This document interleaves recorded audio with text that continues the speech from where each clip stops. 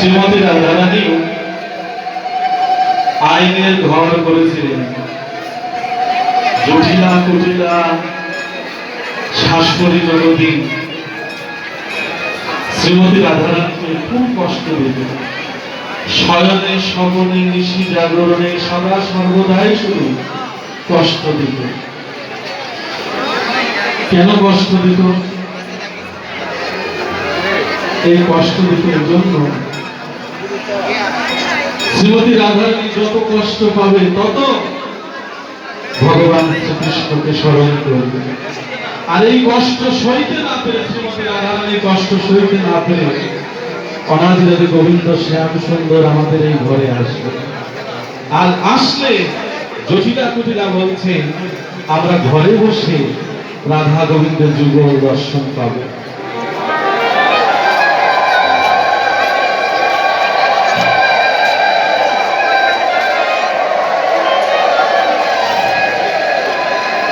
এই জন্য ভগবান শাস্ত্রে বলেছেন, শাস্ত্রে বলে কৃষ্ণ ভুলিয়া গিয়ে অনাদি বহির্মুখ পথের মায়া তাদের দেয় সংসার দুঃখ। এই সংসার দুঃখ আছে বলে মানুষ সুখের সন্ধান করছে, অন্ধকার আছে বলেই মানুষ আলোর সন্ধান করছে। এই জন্য যখন আপনি ভজন করছেন, যদি আপনার জীবনে দুঃখ আসে, ভাববেন ভজন হচ্ছে, ভগবানের ভজন হচ্ছে। যাই হোক, সেই গুরুভক্তকে তার বীর পাঠা দিয়ে ওর কাজ হলো রাত্রি গুরু সেবা করবে। গুরুদেব যখন বসে থাকে ওর পাশে দাঁড়িয়ে পাখা দিয়ে বাতাস করে চলেছে।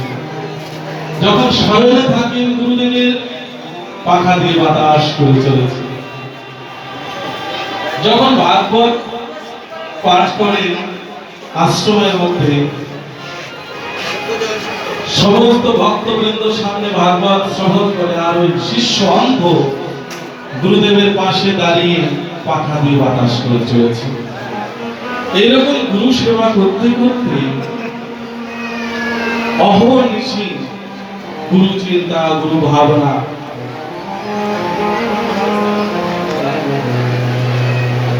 একদিন গুরুদেবের কিছু শিষ্য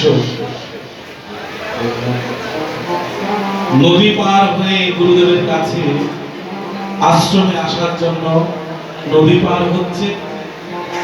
নৌকাটা যখন মাঝ নদীতে, তখন প্রচন্ড ঝড় বৃষ্টি। এদিকে গুরুদেব আশ্রমে বসে ভাগবত পাঠ করছে, আলোচনা করছেন। হঠাৎ করে শিষ্যরা নদীর মাঝখান থেকে সবাই জোরহাত করে দুবাহু তুলে বলে চলে, হে গুরু, জয় গুরু, শ্রী গুরু, প্রীতি প্রেমানন্দে হরি বল বলো। হে গুরু, তুমি আমাদের রক্ষা করো। গুরুদেবের সবাই যখন স্মরণ করেছে, গুরুদেব কি করেছেন? ভাগবত পাঠ করা বাদ দিয়ে ধ্যানস্থ অবস্থায় রয়েছেন।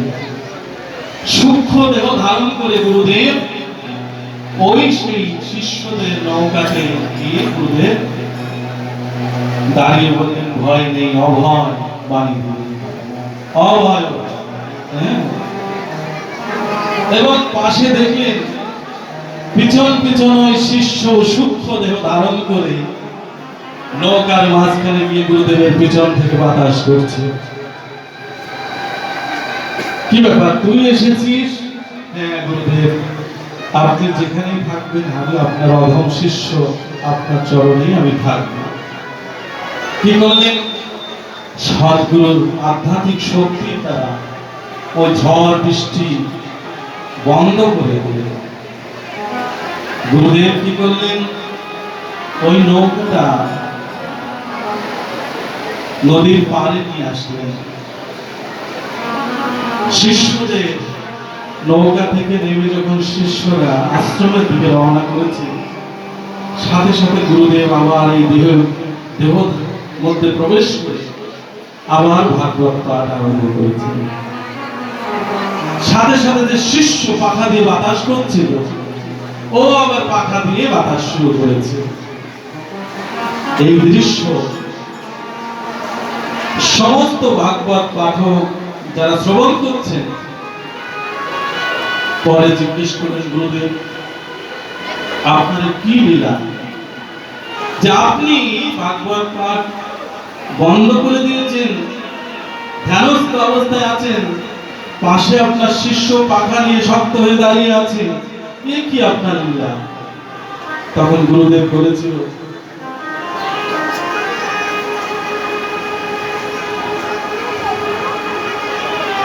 গুরু চিন্তা করতে করতে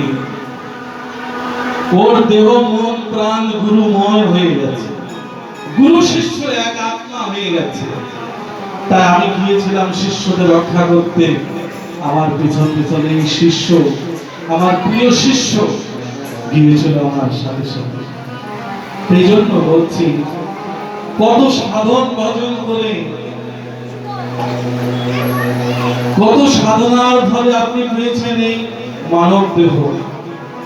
আবার মানব দেহ পাওয়ার পরেও কত সাধন ভজন করে পেয়েছেন সদ্গুরুর আশ্রয়। গুরু যদি কৃপা করে মন্ত্র দান না করতেন, আপনি কি মন্ত্র পেতেন? এই শুদ্ধ মন্ত্র পেতেন কখনো? আপনারা সবাই কি গুরু মন্ত্র নিয়েছেন? এখানে যারা এসেছেন দেখি আপনাদের হাত তুলুন তো দেখি। আপনাদের শ্রী চরণে প্রণাম নিবেদন করছি।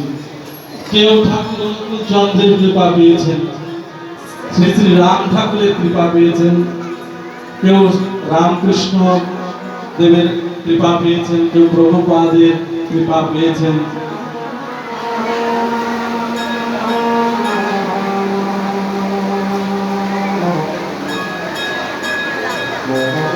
সকল গুরু শ্রীপাদ পদে আমার কোটি কোটি প্রণাম নিবেদন করছি এবং সকল গুরুর শিষ্যদের চরণে আমার কোটি কোটি প্রণাম নিবেদন করছি। জয় গুরু শ্রী গুরু প্রদীপ্রভানন্দে হরি বল।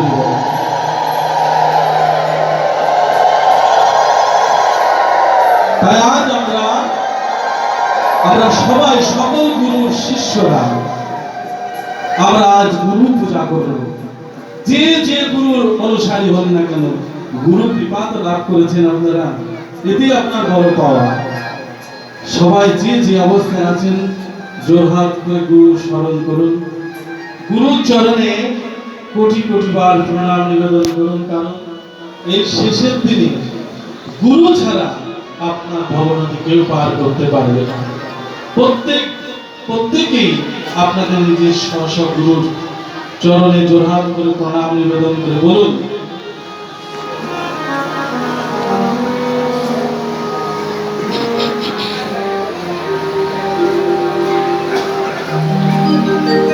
কত সাধনায় গুরু পেয়েছি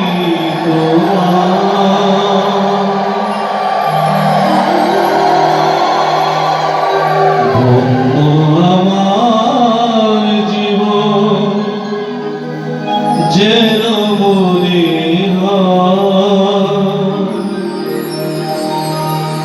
পুরানা চরণে যেন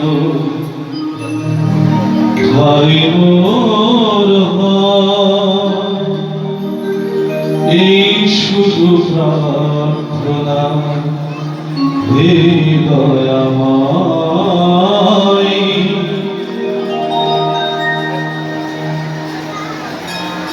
কত সাধনায় গুরু পেয়েছি তোমার,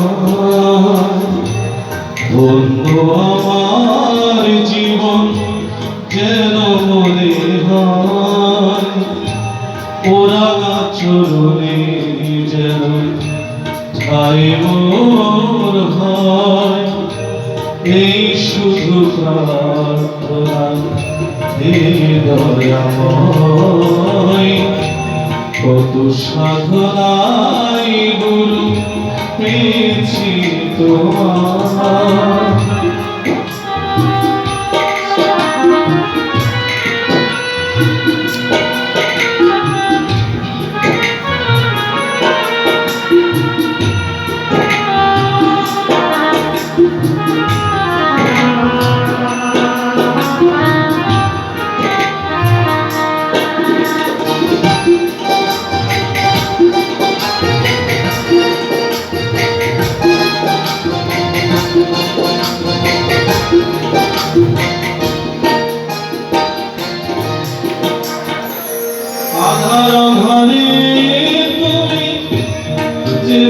বাকি প্রাণের দেবতা তুমি জীবনের সাথী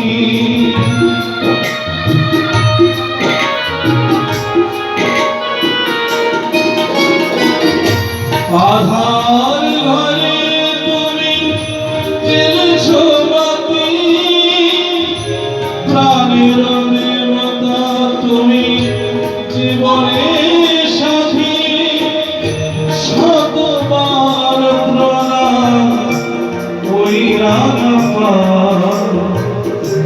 তোমার কৃপায় এসেছি ধরায় কত সাধনায় গুরু পেয়েছি তোমায় ধন্য আমার জীবন যেন মনে হয় ওরা চরণে যেন খাই মোর পাই এই শুধু প্রার্থনা হে দয়াময় কত সাধনায় গুরু পেয়েছি তোমার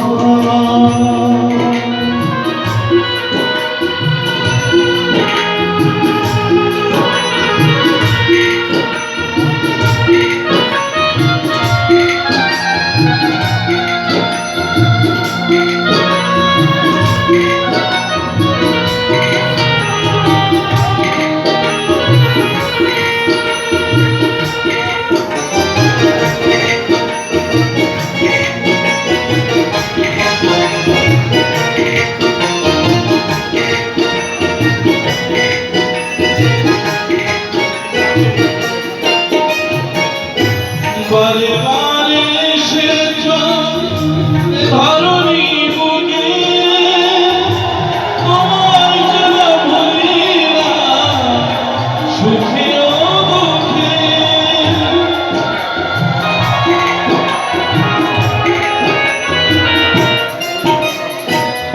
বারে বারে এসেছ ধরণী বুকে তোমায় যেন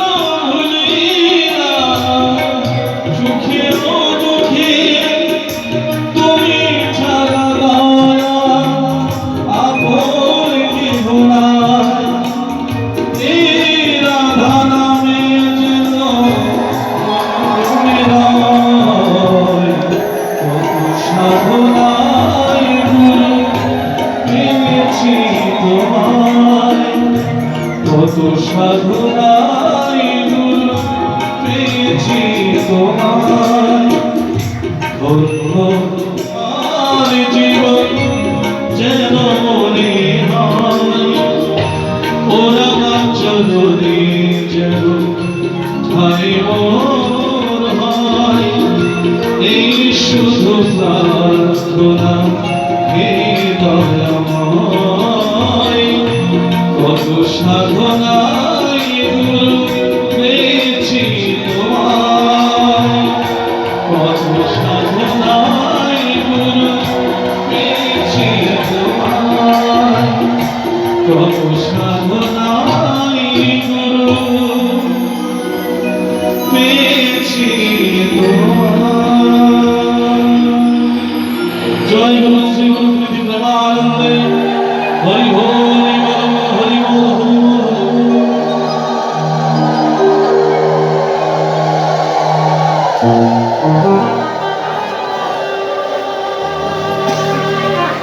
আপনি যে কর্ম করবেন আপনার ভাগ্যে সেটাই হবে আপনি ভালো কর্ম করলে ভালো ফল পাবেন খারাপ কর্ম করলে খারাপ ফল পাবেন আপনি যে অন্যায় করছেন পাপ কর্ম করছেন আপনি মনে করছেন কেউ তো দেখছে না কিন্তু অন্তর হৃদয়ে দেবতা রয়েছে প্রাণে মন যেন তাহা নিয়ত জানে তিনি হৃদয়ের মধ্যে বসে আমি কি করছি সেই অনাদি গোবিন্দ তিনি দেখছেন আপনি মনে করছেন আমি পাপ কর্ম করছি কেউ তো দেখলো না আমি অন্যায় করছি কেউ তো দেখলো না শুনুন একটা কথা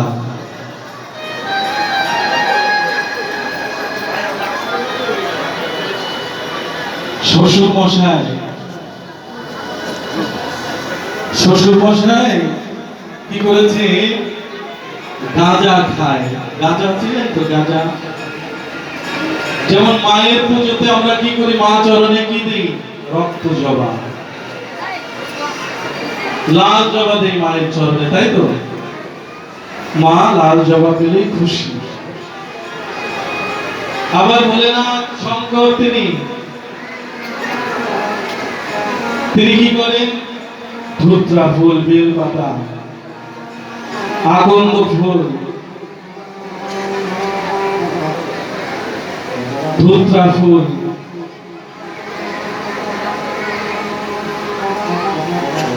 অনেকে কিন্তু বাবার প্রসাদও খায়। প্রসাদ বলতে কি বোঝায় বলুন তো? আমরা প্রসাদ করি নৈবেদ্য, আতপ চাউল, আর যারা সিদ্ধি খায় মানে গাঁজা খায় তাদের কাছে প্রসাদ হচ্ছে কি বলুন তো? গাঁজার কিন্তু অনেক নাম আছে জানেন, মানে সরাসরি গাঁজা বললে তো মাইন্ড করবে মানুষের, আমার একটা সম্মান আছে না, অনেকে মধু বলে, মধু। আমি শুনেছি যারা খায় তাদের কাছ থেকে শুনেছি। আমি জিজ্ঞেস করেছি, আচ্ছা তোরা যে এদের কিনিস কোথায় পাস এগুলো? বলছি গুরুদেব আমাদের লোক আছে, আমরা এমন সিগন্যাল দেই সাথে সাথে আমাদের ওই সিদ্ধিটা চলে আসে। আমরা যাওয়ার পর বলি মধু দাও। এখন মধু তো সবাই কি মনে করে, মধুটা চাকের মধু মনে করতে পারে, কিন্তু অনেকে কিন্তু মধু বলে।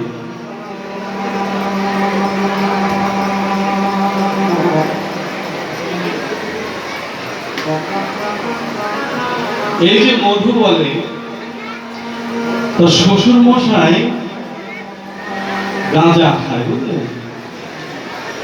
সারা জীবন ধরে গাঁজা খায়। দেখেন, আপনি যদি একজন ডাক্তার হন, আপনার সন্তান কন্যা সন্তান হলে আপনি খুঁজবেন যে আমার একজন ডাক্তার জামাই হলে ভালো হয়, ঠিক কিনা বলুন? আপনি যদি ব্যাংকে চাকরি করেন, আপনার জামাই, আপনি মনে করছেন আমার জামাই যদি একটা ব্যাংকের অফিসার হতো। আর ওই শ্বশুর মশাই যিনি মানে একটা লোক, সে এত গাঁজা খায়, ছোটকাল থেকে অভ্যাস, তো মনে মনে চিন্তা করে আমার যদি একটা জামাই পেতাম গাঁজাখোর, আমার জীবন সার্থক হয়ে যেত। কারণ শ্বশুর আর জামাই মিলে দুজনে সেবা করতাম। এখন যেখানেই ছেলে দেখতে যায় সেখানে জিজ্ঞেস করে, ছেলে দেখে পছন্দ হোক আর না হোক, আড়ালে নিয়ে গিয়ে জিজ্ঞেস করে তুমি কি সিদ্ধি পান করো? আচ্ছা, যে খায় সে কি কখনো বলে যে আমি গাঁজা খাই, আমি সিদ্ধি খাই, আমি বিড়ি খাই? বলে কখনো? বলে বলুন? যদিও খায় তবু বলবে না, কখনো স্বীকার করবে না। এখন এই গাঁজাখোর জামাই খুঁজে আর পায় না, খুঁজতে খুঁজতে খুঁজতে খুঁজতে এমন একটা অবস্থা হয়েছে, আর খোঁজাখুঁজি বন্ধ করে যাকে পেয়েছে তাকেই বিয়ে দিয়েছে মেয়ে। মনে মনে চিন্তা করেছে আমার মতো হতভাগা এই জগতে আর কেউ নেই, কারণ আমি এত খোঁজ করলাম একটা জামাই, গাঁজাখোর জামাইকে, কিন্তু পেলাম না। দেখুন, নতুন জামাই, দুর্গা পুজো উৎসব, নতুন জামাই